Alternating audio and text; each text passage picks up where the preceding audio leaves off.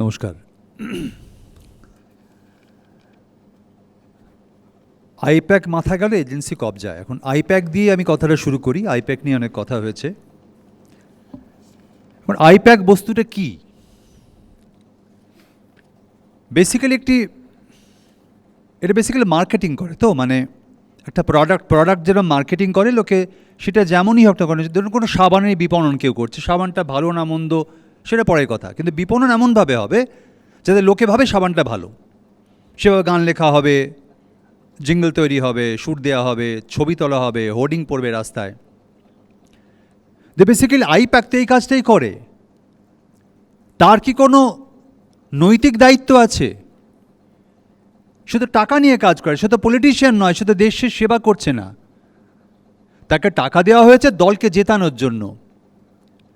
তাই সে যে কাজগুলো করবে সেটা যে সবসময় খুব নৈতিক কাজ হবে এরম আমি অন্তত ভাবতে পারি না। আর এই আইপ্যাক শুধু তৃণমূল নয়, এটা গুজরাটে বিজেপির সঙ্গেও কাজ করেছে। এদের কাজটাই হচ্ছে একটা দলকে প্রমোট করা। তো আইপ্যাকের কোনো প্রতিনিধি যিনি গ্রেপ্তার হয়েছেন, কোর্ট যাকে 10 দিনের রিমান্ডে রাখার আদেশ দিয়েছেন, সেটা আমার কাছে খুব অস্বাভাবিক বলে মনে হচ্ছে। এটা হতেই পারে যে তারা সবসময় নৈতিক কাজ করবে, আমার মনে হয় না। এবার দেখুন, আমাদের আজকে বিতর্কে হিসেব নেওয়ার কথা আছে যে 26 হিসেব নেবে বুঝে। আমি একজন সাধারণ মানুষ, আমার রাজনৈতিক সমর্থন আছে, অরূপার আছে, সবার আছে, মানে এখানে যারা আছে প্রত্যেকের আছে। কিন্তু তার বাইরেও তো আমরা মানুষ। আমরা প্রত্যেকে আমাদের মতো করে জীবনটা সুন্দর করে বাঁচতে চাই। একটা চাওয়া পাওয়া আছে আমাদের সরকারের কাছে। ঠিক সেই চাওয়া পাওয়া থেকে একটা হিসেব বুঝে নেওয়ার একটা প্রবণতা আমাদের মধ্যেও আছে। এই মুহূর্তে দুটি প্রধান রাজনৈতিক দল যারা সরকার চালায় এবং যারা বিরোধী আসনে আছে, তৃণমূল এবং বিজেপি। তাই তাদের নিয়ে বেশি কথা বলা আমাদের উচিত, তারা এটা ডিজার্ভ করে। এখন দেখুন, বিজেপিকে যদি কেউ ভোট দিতে চায়, এই রাজ্যে বিজেপি নেই কিন্তু ভারতবর্ষে অন্য জায়গায় আছে, তাহলে সে তার হিস্ট্রি দেখবে সে কি করেছে। বিজেপি বহু জায়গায় ক্ষমতায় আসার আগে বহুবার বলেছে যে দেশে তারা বিদেশের কালো টাকা দেশে ফিরিয়ে এনে আমাদের প্রচুর লোকের, সাধারণ লোকের অ্যাকাউন্টে তারা নাকি টাকা দিয়ে দেবে। আমাদের দেশের একজনও, এই বিজেপির এই যে প্রতিশ্রুতি, একজনের ঘরেও কোনো একটা টাকা ঢুকেছে বলে আমার জানা নেই। তাহলে আবার যখন বিজেপি কোনো প্রতিশ্রুতি এখানে দেবে, মানুষ ভাববে যেটা সত্যি না মিথ্যে। 2 নম্বর, বিজেপি বছরে যত লক্ষ চাকরি দেওয়ার প্রতিশ্রুতি দিয়েছিল, বাস্তবটা তার ধারে কাছে নেই। বরং কি হয়েছে, রেল বলুন, ব্যাংক বলুন, বিমা বলুন, সমস্ত পার্মানেন্ট যে পোস্টগুলো সব নিয়োগ প্রায় বন্ধ। সব কন্ট্রাকচুয়াল জব, অস্থায়ী, চুক্তিভিত্তিক, যার কোনো নিরাপত্তা নেই, যার কোনো পেনশন থাকবে না। গোটা রাজ্যে, গোটা দেশে এরম একটা সিস্টেম যারা চালু করে, তারা পশ্চিমবঙ্গে এসে পশ্চিমবঙ্গের মানুষকে খুব শান্তিতে রাখবে, এরম ভাবার কি কোনো কারণ আছে? এই যে বিজেপিকে শ্রমিকদের নিয়ে, গরিব মানুষের নিয়ে প্রচুর কথা বলছে। আপনি হরিয়ানাতে যান, আজকের দিনে যান, নয়ডায় যান, দেখবেন হাজার হাজার শ্রমিক রাস্তার ওপর বসে আছে। কেন জানেন? তারা তাদের প্রাপ্য মজুরি পাচ্ছে না। ওয়ার্কিং আওয়ার ক্রমশ বেড়ে যায়, 4 ঘন্টা থেকে 12 ঘন্টা, তার বেশি হয়ে যাচ্ছে। কিন্তু কিছু বলার নেই, তার কারণ এই বিজেপি সরকার এমন একটা শ্রমিক বিল পাশ করে নিয়েছে যাতে শ্রমিকদের যে ন্যূনতম অধিকার, সেই ন্যূনতম অধিকার থেকে তারা আজকে বঞ্চিত। তাই আজকে তারা কাজ ছেড়ে আজকের দিনে রাস্তায় এসে ধর্ণা দিচ্ছে। তাহলে সেই বিজেপি যখন পশ্চিমবঙ্গে এসে গরিব মানুষের কথা বলবে, শ্রমিকদের কথা বলবে, আমাদেরকে খুব সেটা বিশ্বাসযোগ্য মনে হবে? ধরুন, বিজেপি আমাদের রাজ্যে এসে কৃষকদের কথা বারবার করে বলছেন, তাদের জন্য কি করবেন, কত টাকা দেবেন। কিন্তু এই বিজেপি এমন একটা কৃষক আইন চালু করতে গিয়েছিল যার বিরুদ্ধে, যার প্রতিবাদে দিল্লির রাজপথে হাজার হাজার কৃষকরা মাসের পর মাস ধর্ণা দিয়েছিল। ওই রাস্তায় পরে প্রচুর কৃষক মারা গিয়েছিল, গোটা ভারতবর্ষে লং মার্চ হয়েছিল। আলটিমেটলি বিজেপি সেই আইন প্রত্যাহার করতে বাধ্য হয়েছিল। তাহলে যা চকচক করে তাই তো সোনা নয়। আমরা তো বুঝে নিতে চাইব যে যা বলছেন তা হওয়ার কোনো সম্ভাবনা আছে কি না? আজকে ভারতবর্ষের জিডিপির কথা আসে, এটা ঠিক। ভারতবর্ষের জিডিপি পৃথিবীর উন্নত দেশ 3-4টে দেশের জাস্ট পরেই আছে, কিন্তু কাদের টাকায় আছে?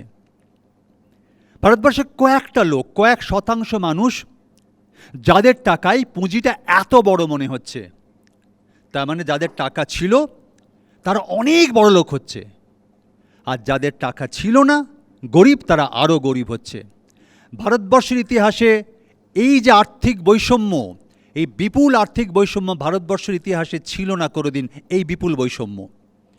এবার দেখুন, এখানে এসে আজকে বিজেপি পানিহাটিতে অভয়ার মাকে প্রার্থী করেছে, তারা নাকি বিচার দেবে। কোন বিজেপি? যে বিজেপির কথা বললে হাথরাসের কথা উঠে আসে, উন্নয়নের কথা উঠে আসে। কোন বিজেপি? যে অভয়াকে নিয়ে পশ্চিমবঙ্গ উত্তাল, ভারতবর্ষ উত্তাল। সেই সময় অভয়ার অসহায় বাবা মা ভারতবর্ষের প্রধানমন্ত্রী, দেশের স্বরাষ্ট্রমন্ত্রীর সঙ্গে দেখা করার জন্য 5টা মিনিট সময় চেয়েছিলেন, 1 মিনিট সময় দেননি। তাহলে সেই বিজেপি আজকে পশ্চিমবঙ্গে এসে অভয়ার ন্যায় বিচার দেবে বলে আপনাদের মনে হয়? স্বচ্ছ প্রশাসনের কথা বলছে কারা? বিজেপি। যাদের টাকার উৎস কি? Electoral bond. ব্যাপারটা কি? মানে গোপনে টাকা দেওয়া হয়, সেই টাকা কে দিল, কত টাকা দিল, ডিসক্লোজ করা যাবে না। এই অস্বচ্ছ পথটা গ্রহণ করেছিল সুপ্রিম কোর্টের নির্দেশে। যে কেসটা সিপিআইএমের এগেনস্টে মামলা করেছিল, আজকে সেটা আইনত নিষিদ্ধ হয়ে গেছে। সেই উপায় যারা টাকার নিয়ে যারা দলের শ্রীবৃদ্ধি করেছে, তারা কখনো স্বচ্ছ প্রশাসন দিতে পারবে বলে আপনাদের মনে হয়? তারা বলছে টিএমসির গুন্ডাদের বিরুদ্ধে আগামী দিনে ব্যবস্থা নেবে। কি ব্যবস্থা নেবে?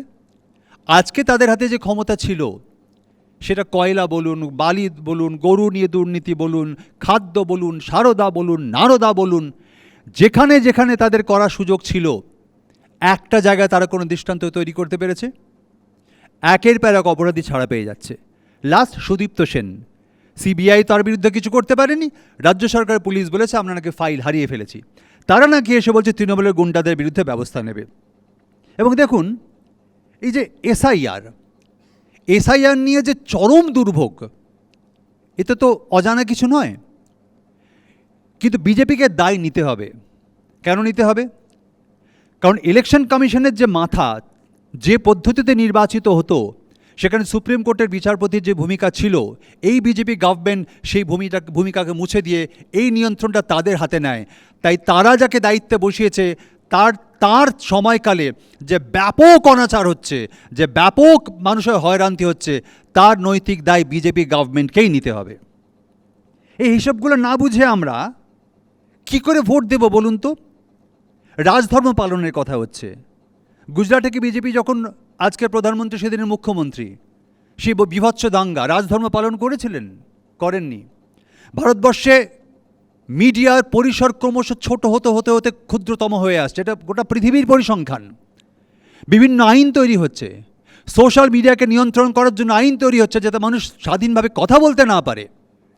তাই হিসেব যখন নেওয়া হবে, আমরা সবাই, সাধারণ মানুষ, আমরা সবাই যার যা মত বিশ্বাস থাকলেও আমরা হিসেবটা নেব। একইভাবে যারা আজকে সরকার চালাচ্ছে, তৃণমূল কংগ্রেস, আমরা কি তাদের হিসেব নেব না? কারণ তারা তো বলছে আমরা ক্ষমতায় আসছি।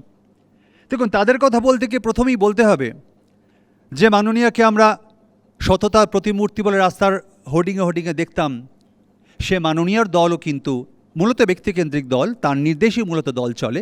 সবাই এটা মেনে নিয়েছেন তার নেতৃত্ব, তিনি যোগ্য নেতৃত্ব তার দলের জন্য, নেত্রী। সেই দলও কিন্তু সেই ইলেকটোরাল বন্ড, যেটা অস্বচ্ছ পথে টাকা নিয়ে দলের টাকা মানে বাড়ানো, সে একই পথে বিজেপিকে অনুসরণ করে ভারতবর্ষে বিজেপির পর সেকেন্ড যারা বেনিফিশিয়ারি, সেকেন্ড তৃণমূল কংগ্রেস। তাহলে সততার প্রতিমূর্তি তাকে আর বলা গেল না। এবার দেখুন, এই তৃণমূল কংগ্রেস যখন ক্ষমতায় আসে, যে ম্যান্ডেট মাননীয়া পেয়েছিলেন, যে বিপুল ঐতিহাসিক ম্যান্ডেট, তার কাছে প্রচুর সুযোগ ছিল কাজ করার। কিন্তু অল্প কিছুদিনের মধ্যেই তার দল, তার হেভিওয়েট নেতা মন্ত্রীরা কিসের মধ্যে জড়ালেন? খাদ্য দুর্নীতি, রাশনের চাল বাজারে বিক্রি হচ্ছে, কয়লা, গরু, আবাস যোজনা, একের পর এক দুর্নীতিতে তাদের নাম জড়ালো। এবং যখন তাই নিয়ে অভিযোগ আসছে, তখন এই সরকার তাদের নেতা মন্ত্রীদের বাঁচাবার জন্য জনগণের টাকায় কোটি কোটি টাকা খরচ করে বড় বড় উকিল নিয়োগ করেছেন দিল্লিতে, যারা মামলাগুলোকে দিনের পর দিন যেতে ওই ডেট পে ডেট নিয়ে যেতে পারে। এই যে 100 দিনের কাজ বন্ধ ছিল, বিজেপি সুযোগ নিয়েছে টাকাটা না দেওয়ার। কেন সুযোগ নিতে পারলো? কারণ তৃণমূল টাকাটা নিয়ে হিসেব দেয়নি, 9-6 করেছিল, তাই সুযোগ নিতে পারলো। 100 দিনের কাজ ত্রিপুরাতে বাম আমলেও হয়েছে, এখানেও আগে হয়েছে, এই অবস্থা কখনো হয়নি। এই যে শিক্ষক নিয়োগ, যখন বারবার করে চিঠি দেওয়া হলো শিক্ষামন্ত্রী মুখ্যমন্ত্রীকে, বলা হচ্ছে যে শিক্ষক নিয়োগে দুর্নীতি হচ্ছে, বঞ্চিত প্রার্থীরা বারবার চিঠি দিচ্ছেন, গভর্নমেন্ট বলল না, কোথাও কোনো দুর্নীতি নেই, আমরা সব সঠিক কাজ করছি। সেই বাধ্য হয়ে সিবিআই হলো এবং জানা গেল যে শিক্ষক দুর্নীতিতে প্রচুর টাকা এই নেতামন্ত্রীরা খেয়েছেন এবং 26,000 ছেলেমেয়ে চাকরি চলে গেল। তাদের দাবি ছিল যোগ্য অযোগ্য সবাই থাক, তার কারণ নেতাদের ছেলেরা তো সরকারি স্কুলে পড়ে না, তো এই শিক্ষার মান যাই হোক না কেন তাদের সবাইকে রাখার দাবি ছিল। কিন্তু দুর্নীতি যে হয়েছে তারা নিজেরা মানতে বাধ্য হয়েছেন। এই তৃণমূল কংগ্রেস বছরে যত লক্ষ চাকরির প্রতিশ্রুতি দিয়েছিল তার ধারে কাছে যায়নি। আজকে যখন যুবকদের ভাতা দেওয়া হচ্ছে, ওই 1,500 টাকা ভাতার জন্য প্রায় 80 লক্ষ যুবকের নাম পড়েছে। সিঙ্গুরের কারখানা, সেই কারখানার সঙ্গে যে আনুষঙ্গিক যে যন্ত্রপাতি যেখানে কাজ তৈরি হতো, সেগুলো সব বাঙালিদের, অনির্বাণ যে বলছিল বাঙালিদের কথা, সেগুলো মূলত বাঙালি উদ্যোগপতিদের ছিল। সেই পুরো কারখানাটা ভেঙে গুঁড়িয়ে দেওয়া হলো। তারপরে আজ অবধি পশ্চিমবঙ্গে সেই মাপের একটা বড় কারখানা তৈরি হলো না, যা হয়েছে কিছু এক্সটেনশন হয়েছে, এবং সেই জমিতে আজ অবধি চাষ হলো না। হিসেব তো আমরা নেব। ঠিক এই রাজ্যে একইভাবে সমস্ত চুক্তিভিত্তিক, আপনি পুলিশে বলুন, সব সিভিক ভলেন্টিয়ার, আপনি স্টেট ট্রান্সপোর্টে বলুন, যেখানে যাবেন পার্মানেন্ট জব নেই। কর্পোরেশন বলুন, দিনের পর দিন মানুষ 11 বছর 10 বছর 12 বছর কাজ করছে ওই 12,000 14,000 15,000 টাকা নিয়ে। শ্রমিকদের ক্ষেত্রে কোনো বেসিক রাইট নেই। মুকুন্দপুর অগ্নিকাণ্ডে যে কতগুলো মানুষ ঘরের মধ্যে যৌতুকগৃহের মধ্যে পুড়ে মারা গেল, তারপরে কি হলো, সেই মোমো কোম্পানির মালিকের কি হয়েছে আমরা জানি না। হাজার হাজার সরকারি স্কুল বন্ধ, সেখানে বাঙালি ছেলেমেয়েরাই পড়ে। হাজার হাজার স্কুলে কোনো শিক্ষক নেই, সেখানে বাঙালি শিক্ষকরাই তাদের পড়ায়। আপনি ধানের কথা বলছেন, সরকার একটা ধানের দাম ঘোষণা করছে, বাস্তব হচ্ছে চাষিরা সেই ধানের দাম পায় না, চাষিরা বাধ্য হচ্ছে বিক্রি করতে ফোরদের কাছে দাম। আপনি আলুর কথা বলছেন, আমাদের কোনো কোল্ড স্টোরেজ নেই, সামান্য কয়েকটা আছে। যে মুহূর্তে আলুর প্রোডাকশন বেশি হচ্ছে, আলু বস্তা করে ফেলে দিচ্ছে চাষিরা, তাদের কোনো কোল্ড স্টোরেজ নেই। আপনি কিসের ভিত্তিতে ভোটটা দেবেন? ক্লাবকে প্রচুর টাকা দিতে পারি আমরা, কিন্তু স্কুলের যে ম্যাচিং গ্রান্ট, যে টাকা দিয়ে স্কুলের বেঞ্চ বা টেবিল চেয়ার, স্কুলের যে আনুষঙ্গিক পরিকাঠামো যার জন্য টাকা লাগে, তার জন্য গভর্নমেন্টের কাছে টাকা নেই। এসআইআর, সরকারের উচিত ছিল এসআইআর নিয়ে প্রথম মন্ত্রিসভায় একটা প্রস্তাব পাশ করা। সরকারের উচিত ছিল যোগ্য কর্মচারী দিয়ে, যাতে জনগণকে লাইনে দাঁড়াতে না হয়, এত হেনস্থা না হয়, তার দায়িত্ব নেওয়া। এসআইআর কেরালাতে হয়েছে, কেরালার মুসলিম সংখ্যা আমাদের রাজ্যের থেকে বেশি, সেখানে বিরোধ হয়নি। এসআইআরের দায় মাননীয়াকেও নিতে হবে। একের পর এক এই যে আজকে পশ্চিমবঙ্গে যে ভোটের আবহে একটা ধর্ম, একটা সম্প্রদায় নিয়ে একটা আবহ তৈরি হলো, ধর্মের ভিত্তিতে ভোট কবে থেকে হলো, কেন হলো, এই পরিবেশ পশ্চিমবঙ্গে কেই তৈরি করলেন? তাহলে ভোটটা দেওয়ার আগে আমাকে ভাবতে হবে। আজকে টাকার বিনিময়ে একজন প্রাক্তন মন্ত্রী, দাপুটে এমএলএ, বড় নেতা তৃণমূলের, তিনি বলছেন এই এবিপি চ্যানেলে আমি শুনেছি যে 10 কোটি টাকা দিলে একটা মন্ত্রিত্ব পাওয়া যায়। তাহলে যে তার কথার দল কিন্তু কোনো তার বিরুদ্ধে ব্যবস্থা নেয়নি, উল্টে দল থেকে আবারও টিকিট দিয়েছে। তাহলে যে দলে 10 কোটি টাকা দিয়ে মন্ত্রিত্ব পাওয়া যায়, যে দলের, এবং একের পর এক আজকে প্রার্থীরা বলছেন তারা টাকা দিয়ে নাকি এমএলএর প্রার্থীপদ কিনেছেন। এই টাকা দিয়ে যেখানে কেনা বেচা হয়, সেই দল ক্ষমতায় এসে টাকা লুট না করে আমার আপনার স্বার্থ দেখবে, এটা কি হতে পারে? এবং এই যে ব্যাপক পরিমাণ দুর্নীতি, কোনো বিচ্ছিন্ন দুর্নীতি নয়। আমি শেষ বলবো একটা লাস্ট কথা বলে, যে দেখুন দুর্নীতি কি তার আগে ছিল না? ছিল। আমি সুমনের একটা টেলিভিশন অনুষ্ঠান দেখছিলাম যে বাম আমলে উত্তরবঙ্গের একজন দাপুটে জেলা সভাধিপতি, তার পরিবার, আরও কিছু জেলা পরিষদের, তাদের পরিবারের প্রায় 15 জন একটা লিস্ট সুমন দিচ্ছিল যারা অনৈতিকভাবে শিক্ষা দপ্তরে শিক্ষকের চাকরি পেয়েছিল। কিন্তু সেই বুদ্ধদেব ভট্টাচার্য খবর পাওয়ার সঙ্গে সঙ্গে তাদের সবার চাকরি নিয়ে নেন এবং বিমান বসু সেটাকে সমর্থন করে স্টেটমেন্ট দিয়েছিল। তাই আমি আজও মনে করি যে প্রশাসনের মাথা, দলের সর্বোচ্চ নেতৃত্ব যদি মনে করেন যে দুর্নীতি হতে দেব না, তাহলে এত ব্যাপক পরিমাণে দুর্নীতি হতে পারে না। তাই হিসেবে আমাদের নিতে হবে, কিন্তু হিসেবটা নেব কী করে আমরা? শান্তনুদা আগের দিন একটা এই চ্যানেলে বসে একটা নিউজ, প্রায় গোপন তথ্য ফাঁস করেছেন যে তৃণমূলের জন্ম হয়েছিল বিজেপির সাপোর্টে। অটল বিহারী বাজপেয়ী না থাকলে বিজেপি সাপোর্ট না দিলে বৈষ্ণবদের পাশে বসে উনি বলেছেন তৃণমূল তৈরি হতো না। তাই কি আমরা সারদা বলুন নারদা বলুন কোথায় কারো শাস্তি দেখতে পাই না? তাই কি আমরা মাননীয় যখন বলছেন মঞ্চে মঞ্চে যে আমি জানি কয়লার টাকা কোথায় যায় কিন্তু কাউকে তিনি অ্যারেস্ট করেন না? তাই কি এই যে সেটিংয়ের কথা বারবার উঠে আসে সেই সেটিংয়ের কথা আমরা কি ভাববো না? আমি বলবো যে হিসেবে আমাদের নিতে হবে। আমরা এর বাইরে তৃতীয় পরিসর কি আছে তার কথা আমরা ভাববো এবং আমরা চেষ্টা করব পশ্চিমবঙ্গকে যে বাঙালির কথা অনির্বাণ বলছিল সে বাঙালি একটা সেই ভাবমূর্তি ফিরে পাক যেখানে নেতা মন্ত্রীদের সম্পর্কে চাল চুরি, গরু চুরি, কয়লা চুরি, শিক্ষা দুর্নীতি এই সমস্ত মুক্ত হয়ে তারা একটা তুলনামূলক, আমি অ্যাবসলিউট বলছি না, তুলনামূলক একটা স্বচ্ছ ভাবমূর্তির সরকার এখানে প্রতিষ্ঠা করুক এবং আমাদের সাধারণ লোককে একটু শাস্তি দিক। আর এসআইআর নিয়ে শেষ কথা বলবো যে এসআইআর নিয়ে মাননীয় মুখ্যমন্ত্রী কোর্টে গিয়েছেন, তার আগে মুস্তারিব বানু বোধহয় ওর নাম, যার মামলা সব্যসাচী লড়েছিলেন, কিন্তু মাননীয় গিয়ে যে বিপদটা আমাদের করেছেন মানে ইলেকশন কমিশনকে বাঁচিয়ে দিলেন। তার কারণ এখন যা হবে সবটা কোর্টের দিকে যাবে, কমিশনের কোনো দায় রইল না। কিন্তু মাননীয় যদি আগে দায়িত্বটা নিতেন তাহলে কমিশনকে দিয়েই কাজটা করাতে হতো। আমি আমার সময় একদম কমে গেছে, বাকি ওপেন সেশনে হয়তো বলার সুযোগ থাকবে। তো আমি বলবো যে হিসেব আমরা নিচ্ছি এবং হিসেবের ভিত্তিতে ভোটটা হবে। তৃণমূল এবং বিজেপি তারা যে একে অপরের জয়গান, তারা বলছে আমরা ক্ষমতায় আসছে, আমার বিশ্বাস এর বাইরে তৃতীয় শক্তির কথা মানুষ ভাবছে।